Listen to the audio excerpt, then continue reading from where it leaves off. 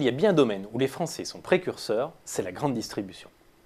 50 ans après la création du premier hypermarché par Carrefour, c'est au tour d'une nouvelle innovation française de se généraliser un peu partout sur le territoire, le drive.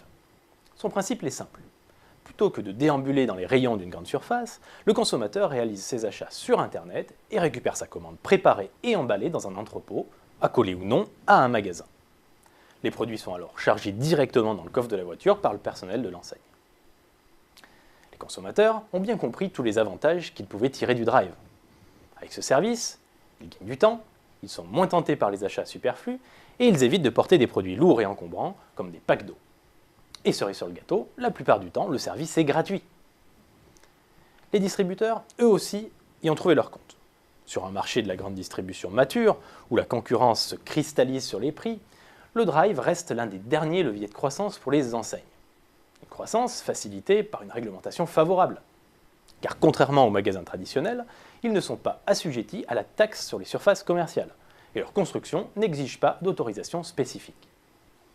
Tous les acteurs se sont ainsi lancés dans une véritable course à l'armement, avec pour objectif d'occuper rapidement le terrain et de ne pas se laisser distancer par la concurrence.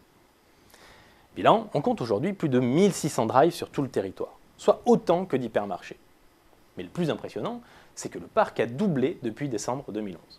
Et ce n'est pas fini. En 2013, rien que Leclerc et Carrefour prévoient encore d'ouvrir plus de 300 drives en France. À première vue, il semblerait donc que le drive soit devenu la solution idoine pour gagner rapidement des parts de marché. Pourtant, plusieurs éléments permettent d'en douter. Premièrement, il y a un risque de saturation évident du parc. Certaines régions sont déjà suréquipées. Par exemple, à Rouen, une dizaine de drives se font concurrence. Une concurrence qui vient s'ajouter à celle des super et hypermarchés existants, alors même que la consommation alimentaire, à Rouen comme ailleurs, n'a que faiblement progressé. Deuxièmement, les enseignes vont devoir rapidement rentabiliser ces nouveaux services. Entre les coûts liés à la logistique, à la mobilisation du personnel et au temps de préparation de commandes, le modèle économique du drive est en effet particulièrement tendu. Surtout que la quasi-totalité des enseignes ne font pas payer ce service aux clients. Bref, avec le drive, les enseignes peuvent très vite perdre de l'argent.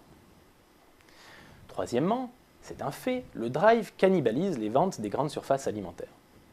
Plus de la moitié de leur croissance sera en effet réalisée au détriment des hypermarchés qui ciblent globalement les mêmes clients. Au final, les enseignes ne pourront pas éternellement privilégier la croissance de leur parc de drive au détriment de sa rentabilité. Un ajustement de la croissance à la réalité du marché est inévitable à moyen terme. Dans le meilleur des cas, le nombre de drives alimentaires aura cessé d'augmenter en 2015. Dans le pire des cas, on comptera déjà les premières victimes.